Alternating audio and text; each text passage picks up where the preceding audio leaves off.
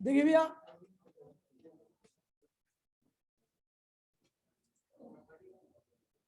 ठीक है, आज हम बेसिकली रेडिएशन से रिलेटेड, जैसे हमने कल कंडक्शन से रिलेटेड पढ़ा था, ठीक है भैया, हीट का ट्रांसफर, आज हम रेडिएशन से रिलेटेड पढ़ेंगे, ठीक है भैया। तो हीट ट्रांसफर पढ़ रहे हैं, हीट और ट्रांसफर, ठीक है भैया। हीट ट्रांसफर में आज हम पढ़ने आ रहे हैं रेडिएशन। क्या पढ़ने आ रहे हैं भैया? रेडिएशन। जब भी रेडिएशन की बात की जाएगी, जब भी रेडिएशन वर्ड यूज किया जाएगा, तो मीडियम की रिक्वायरमेंट यहाँ पर नहीं होती, ठीक है भैया। रेडिएशन जो होती है वो इलेक्ट्रोमैग्नेटिक वेव होती है। आप पढ़ोगे 12वीं क्लास में, ठीक है, पूरा चैप्टर है इसका, ठीक है भैया, कि रेडिएशन जो होती है इलेक्ट्रोमैग्नेटिक वेव होती है, और इसको रिक्वायर्ड नहीं होता मीडियम का। मीडियम इसको चलने के लिए, आगे बढ़ने के लिए मीडियम की रिक्वायरमेंट नहीं होती, ठीक है भैया। Not required medium for their propagation. इसको किसी प्रकार की मीडियम की रिक्वायरमेंट नहीं होती प्रोपोगेशन आगे बढ़ने के लिए, ठीक है भैया। तो सबसे पहले जो हम इसमें पढ़ने आ रहे हैं, हीट ट्रांसफर में रेडिएशन पढ़ने आ रहे हैं, ठीक है भैया, मतलब इसको रिक्वायर्ड नहीं होगी मीडियम की, ठीक है भैया।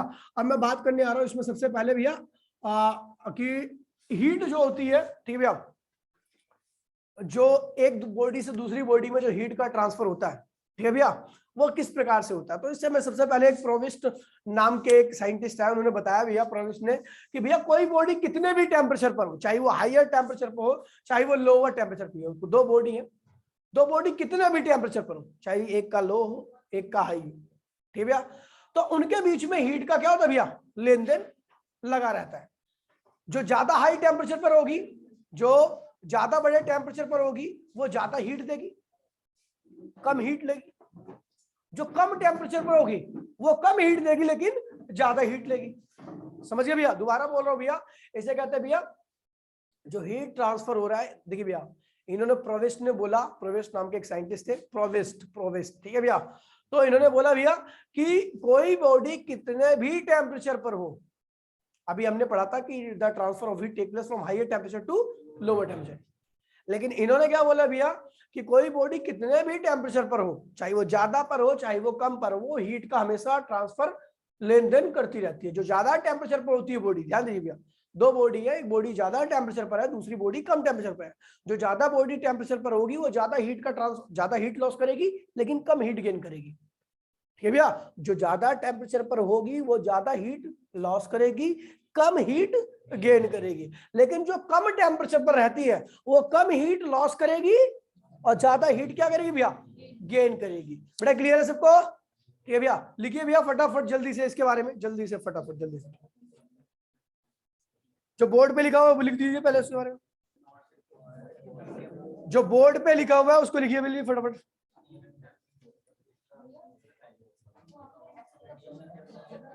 EMW, electromagnetic wave. रेडिएशन क्या होती है भैया? इलेक्ट्रोमैग्नेटिक वेव होती है। ये वो वेव होती है जिनको किसी प्रकार के मीडियम की आवश्यकता नहीं होती है उनके प्रोपोगेशन के लिए, ठीक है भैया। ऐसी वेव को हम इलेक्ट्रोमैग्नेटिक वेव कहते हैं, ठीक है भैया।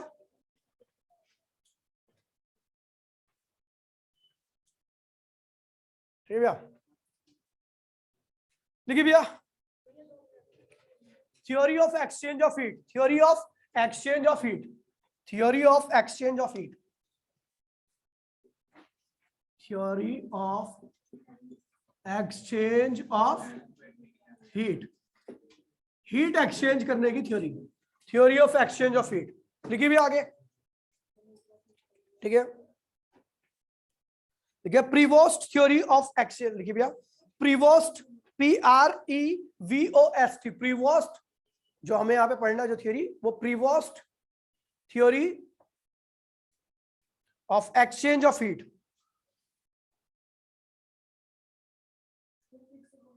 Prevost theory of exchange of heat, PREVOST, Prevost theory of exchange of heat, ठीक है भैया। लिखिए जल्दी से,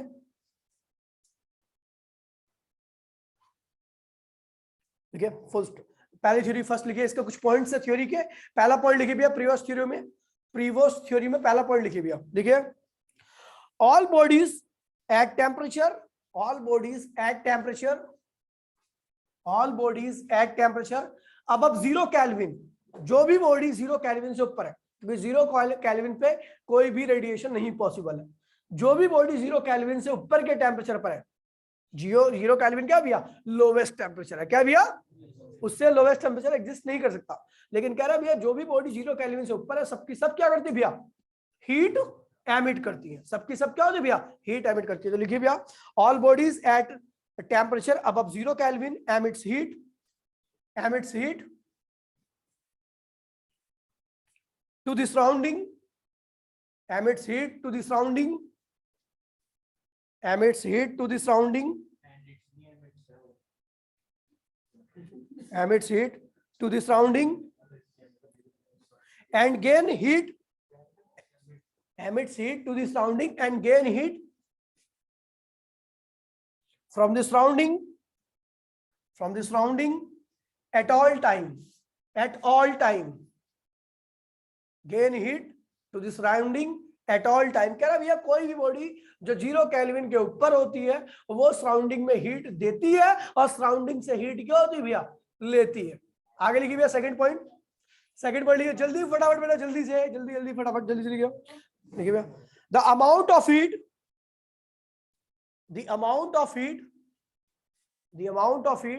radiated by body depends upon, the amount of heat radiated by body depends upon its temperature,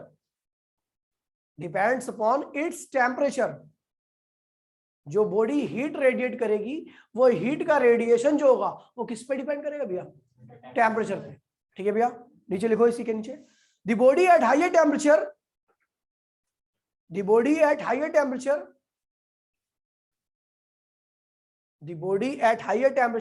loss more heat and gain few heat, कह रहा भैया जो बॉडी हायर टेम्परेचर पे होगी वो ज्यादा लॉस करेगी हीट का, लेकिन गेन क्या करेगी भैया, कम करेगी। But body at lower temperature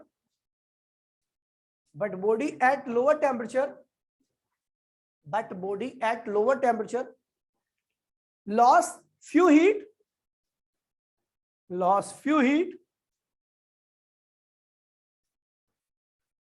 and gain more heat, ठीक है भैया। तो भैया देखिए भैया, ये देखिए एक बॉडी है T1 है, इसका टेम्परेचर क्या है भैया, T1 है, इस बॉडी का टेम्परेचर क्या है भैया, T2 है। ठीक है भैया, तो मैंने बोला T1 is greater than T2, यानी ये क्या भैया लोअर टेम्परेचर पे है और ये क्या भैया हायर पे। तो यहाँ पे हीट जो होगी H1 और यहाँ पे जो H2 होगी, यहाँ पर क्या होगा भैया H1, कौन ज्यादा लॉस करेगा भैया, जिसका टेम्परेचर ज्यादा है तो वो ज्यादा लॉस करेगा, जिसका टेम्परेचर कम है तो वो कम लॉस करेगा, यानी H1 is greater than H2। ठीक है भैया, ये H3 क्या है, हीट ले रहा है और ये H4 हीट ले रहा है। देखिए हर बॉडी गेन लॉस करती है, ठीक बताया भी भैया। तो भैया इसमें से बताइए कि इसका टेम्परेचर ज्यादा है तो ये ज्यादा लॉस करेगी, लेकिन गेन क्या करेगी, कम करेगी। लेकिन ये बॉडी क्या है, कम टेम्परेचर पे तो कम लॉस करेगी, लेकिन गेन क्या करेगी भैया, सो कौन होगा भैया, but H4 is greater than H3। Gain वाली ये लॉस वाली हीट है, ये क्या है भैया, लॉस, और ये क्या है भैया, गेन। तो भैया ध्यान रखना भैया, जो बॉडी हायर टेम्परेचर पे होगी वो ज्यादा हीट का लॉस करेगी, लेकिन गेन क्या करेगी, कम हीट का।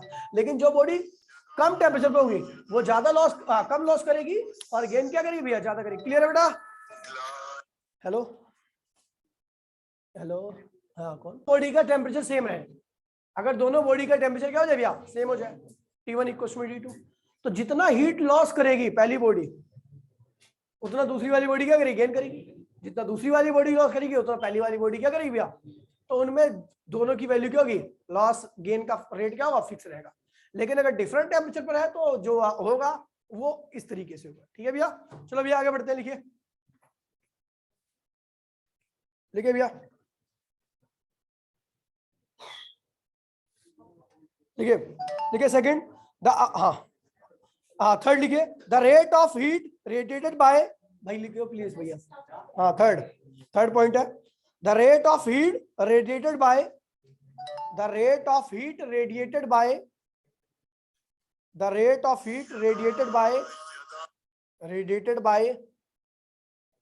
a body radiated by body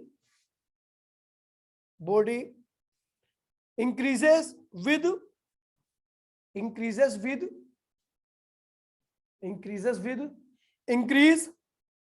in its temperature। जाहिर सी बात है भैया, वो बॉडी ज्यादा तेजी से हीट को लॉस करेगी जिसका टेम्परेचर क्या होगा भैया, ज्यादा होगा। अगर टेम्परेचर किसी का बढ़ाएंगे हम तो उसका जो हीट लॉस करने का रेट है वो क्या होगा भैया, बढ़ जाएगा। Increases with increase in temperature. आगे लिखिए भैया, and is unaffected by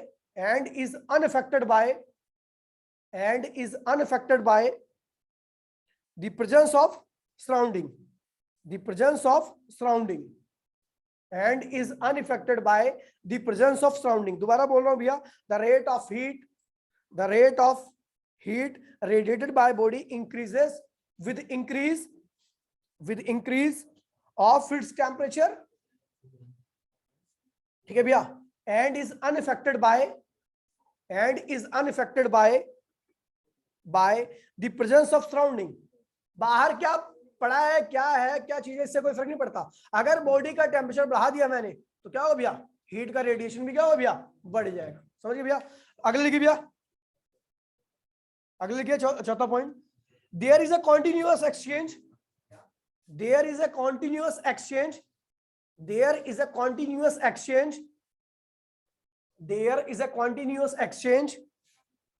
exchange of heat between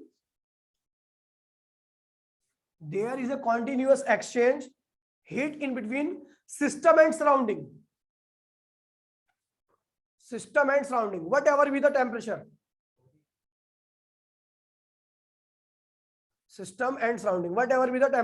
कह रहा भैया कुछ भी टेम्परेचर हो लेकिन सिस्टम और सराउंडिंग के बीच में लगातार क्या होगा भैया, हीट का एक्सचेंज होता रहेगा।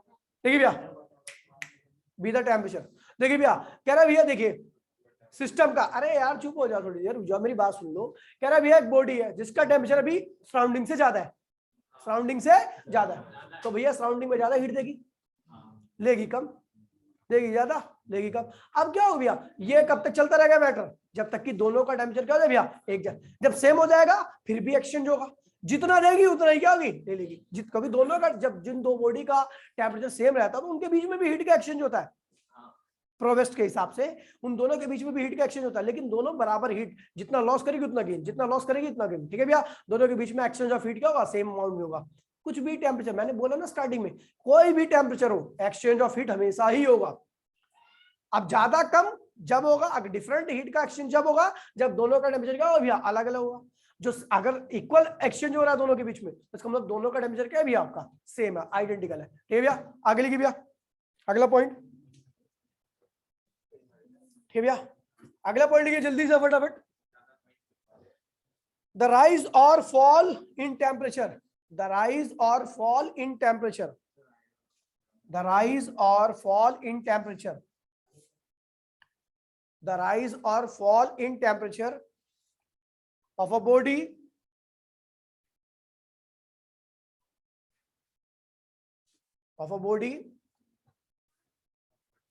is the net result of exchange of heat, is the net result of the exchange of heat, net result of the exchange of heat between system and surrounding, मतलब समझ लीजिए भैया क्या मतलब है इसका। कह रहा भैया किसी बॉडी का टेम्परेचर कम हो रहा है तो इसका मतलब यह है कि वो सराउंडिंग को ज्यादा हीट दे रही है और सराउंडिंग से कम हीट ले रही है। रिजल्ट क्या हुआ भैया, सराउंडिंग की तरफ गया हीट का जो रिजल्ट गया लॉस का, वो किसकी तरफ गया, सराउंडिंग की तरफ गया। लेकिन अगर कोई बॉडी का टेम्परेचर कम है तो सराउंडिंग से ज्यादा हीट लेगी और सराउंडिंग को कम हीट देगी, रिजल्ट कहां पे आ रहा है, सिस्टम की तरफ।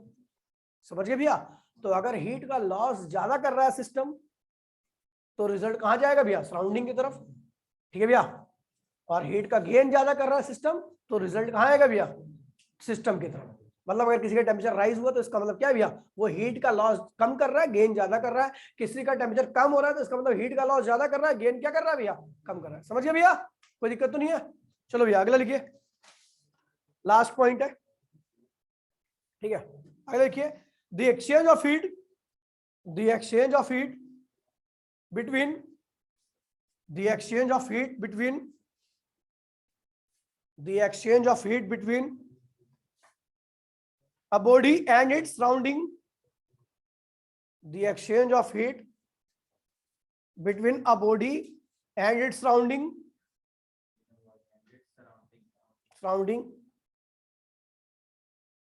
continuous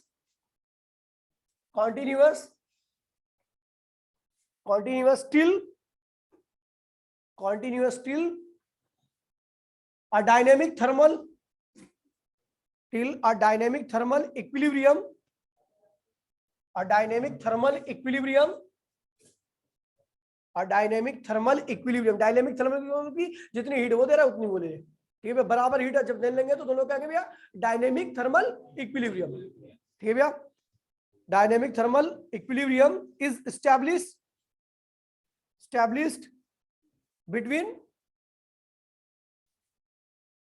system and surrounding, मतलब दोनों का टेंपरेचर क्या हो जाए भैया सेम हो जाए। तो भैया फटाफट सारे पॉइंट्स को एक बार पढ़ लीजिए, फटाफट सारे पॉइंट को एक बार पढ़ लीजिए। लेकिन भैया अगला जो टॉपिक है भैया एब्जॉर्प्टेंस, transmittance and reflectance.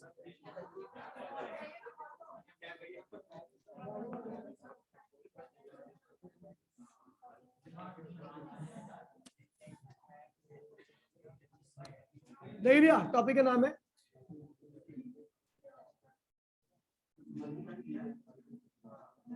एब्जॉर्प्टेंस, reflectance and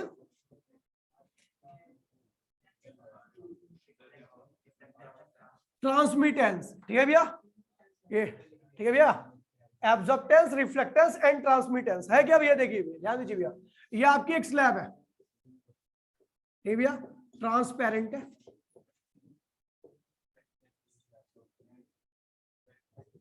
ध्यान दीजिए भैया, चुप हो जाइए, ठीक है भैया। यहां पर भैया क्यों हीट आई, क्या है भैया, ये इंसिडेंट रेडिएशन थी, कुल टोटल एनर्जी है, ठीक है भैया। इसका कुछ पार्ट क्या हो भैया पार चला गया, जिसे हम कहते हैं ट्रांसमिट हो गया, क्या भैया ट्रांसमिट हो गया, ठीक है। कुछ पार्ट इसका क्या हो गया एब्जॉर्ब हो गया, इसके अंदर फैल गया, एब्जॉर्ब हो गया कुछ पार्ट, और कुछ पार्ट क्या हो गया रिफ्लेक्ट हो गया,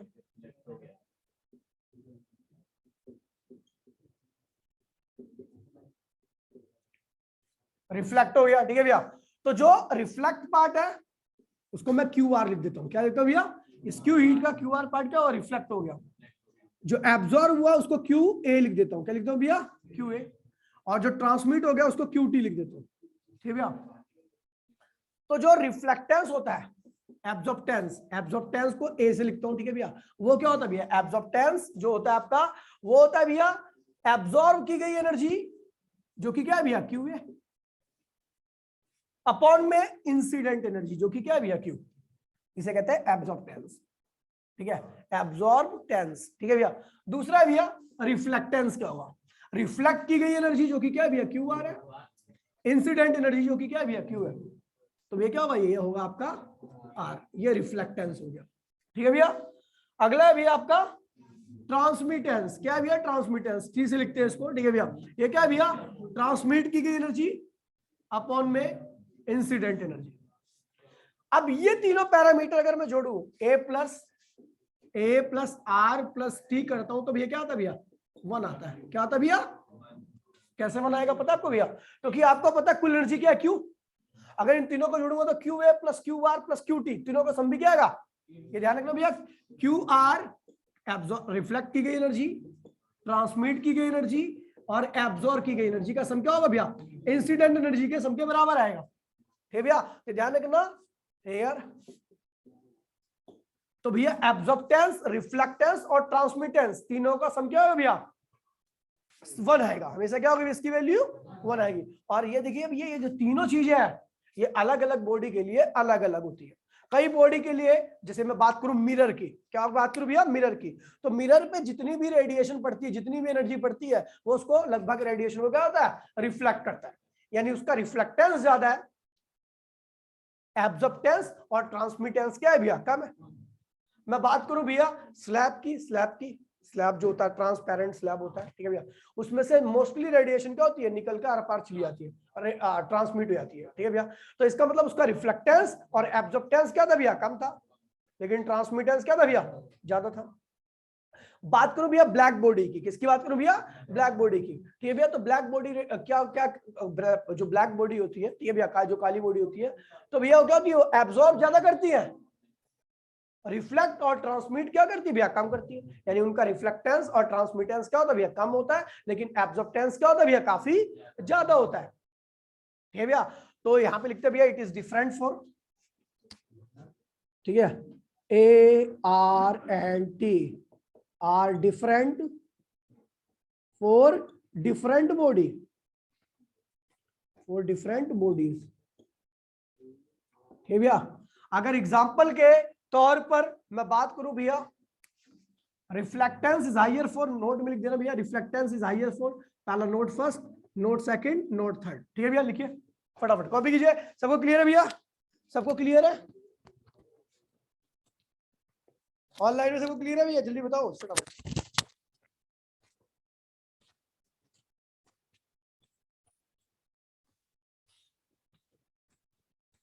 जल्दी से कॉपी कर लो।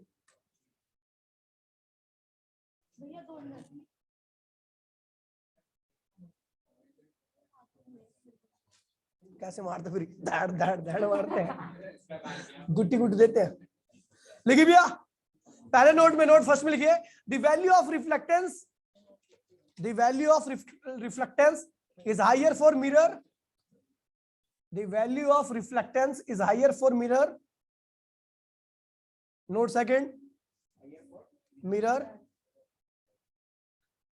मिरर मतलब ये ज्यादातर रेडिएशन को क्या करेगा भैया, रिफ्लेक्ट कर देगा।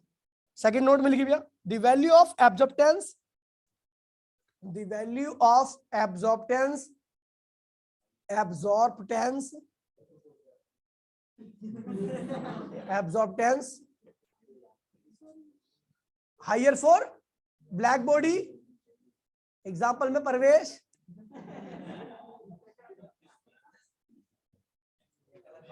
किसको, मैं रिफ्लेक्टेड रिफ्लेक्टेंस में बात कर रहा हूँ, साढ़े तमीज में बात कर लिया करो, रिफ्लेक्टेंस में, रिफ्लेक्टेंस में परवेश, एब्जॉर्प्टेंस में समय पंडित लिख देना, ठीक है, एब्जॉर्प्टेंस में, ये भैया एग्जांपल लिखिए भैया ब्लैक बॉडी, थर्ड लिखिए भैया, थर्ड वाले में नोट्स में, the value of transmittance, transmittance is higher for transparent slab, transparent slab, water etc, कुछ भी हो सकते हैं, transparent slab, SLAB, transparent slab, example में ट्रांसपेरेंट स्लैब, वाटर एक्सेट्रा, ठीक है भैया, ठीक है, फट बेटा प्लीज बोलिए, ठीक है भैया, जल्दी से लिखिए भैया अगला टॉपिक फटाफट जल्दी से।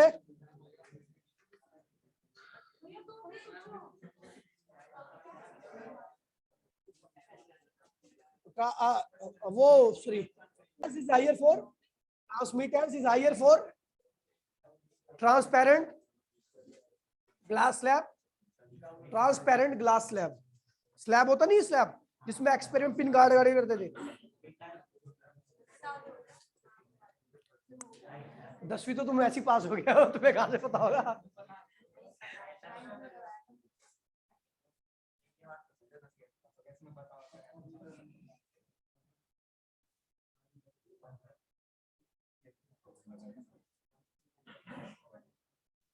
क्लास के बाद टाइम बर्बाद हो रहा है।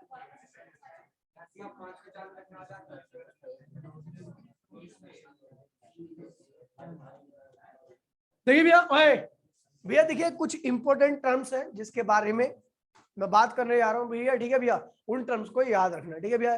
जैसे अभी लिखना मत, ठीक है भैया, एमिसिव पावर, एब्जॉर्प्टिव पावर, जैसे ट्रांसमिटेंस वगैरह, ठीक है, और क्या बोला भैया, एमिसिव पावर, एब्जॉर्प्टिव पावर, ठीक है भैया, इन सारी चीजों को, एमिसिविटी, ये सारी टर्म्स को हम पढ़ने आ रहे हैं, ठीक है भैया। तो ध्यान रखना भैया काफी इंपॉर्टेंट है, जो कि हमें रेडिएशन में आगे सहायता देंगे। ठीक है भैया, हमें रेडिएशन के बारे में पढ़ना है। ठीक है भैया, तो भैया देखिए भैया, ठीक है, फटाफट जल्दी से लिखिए बच्चा, बता रहा हूँ। जल्दी हो रही है क्या बेटा? अतनी कुंड जरा जल्दी लिखिए भैया, absorptive and emissive power, absorptive and emissive power, absorptive and emissive power.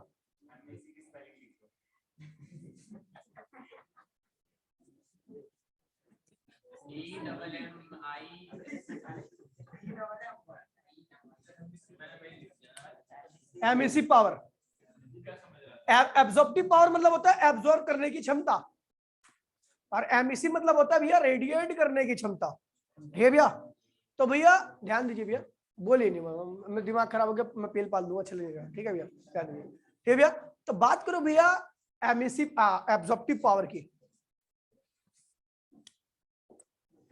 Absorptive power, absorb करने की क्षमता और एमिट करने की क्षमता। देखिए भैया, अगर मैं बात करूं भैया एब्जॉर्ब करने की, तो सबसे ज्यादा एब्जॉर्ब रेडिएशन एब्जॉर्ब करने की क्वालिटी जो होती है वो ब्लैक बॉडी में होती है।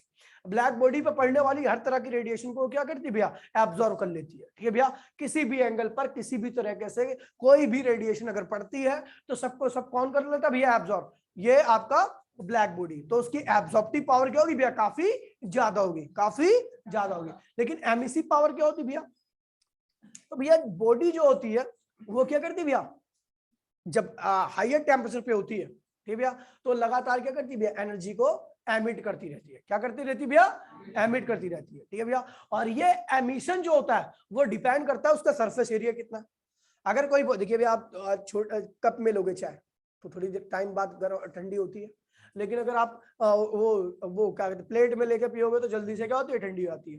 रीजन क्या होता है भैया, क्योंकि एरिया क्या हो गया वहां पे बढ़ गया प्लेट में, तो इसलिए क्या हुआ, हीट लॉस क्या हुआ, बढ़ गया, रेडिएशन क्या हो गया, बढ़ गया एनर्जी का। लेकिन अगर आप कप में करोगे तो कप का एरिया क्या होता है भैया, कम होता है, इसलिए कप में देर में चाय ठंडी होती है। ठीक है भैया, तो भैया देखिए एमिसिव पावर डिपेंड करती है एरिया पे। दूसरा उसका मतलब कि भैया कितने टाइम तक आप देख रहे हो, अगर ज्यादा टाइम दोगे तो ज्यादा पावर को एमिट करेगी, कम टाइम तक दोगे तो कम पावर को एमिट करेगी। ठीक है भैया, तो फटाफट लिखिए भैया एब्जॉर्प्टिव पावर, जल्दी से लिखिए भैया एब्जॉर्प्टिव पावर, लिखिए फटाफट जल्दी से लिखिए भैया, the absorptive power of a body, the absorptive power of a body, the absorptive power. एक काम करो, रुक जाओ भैया, रुक दो इसको। ठीक है भैया, टाइम खत्म होने वाला है, एक ही मीटिंग ले सकते हो 6 मिनट के लिए। ठीक है भैया, टाइम आप ये कल ही करेंगे। ठीक है भैया, कल पूरा खत्म कर दिया चैप्टर, कल इस चैप्टर का लास्ट दिन है। ठीक है भैया, परसों से नया चैप्टर चालू करूंगा, जिसके क्वेश्चन है मैं टिक करवा दूंगा फिर दोबारा से। ठीक है भैया, संडे को सारे क्वेश्चन करा दूंगा एनसीईआरटी के। ठीक है भैया।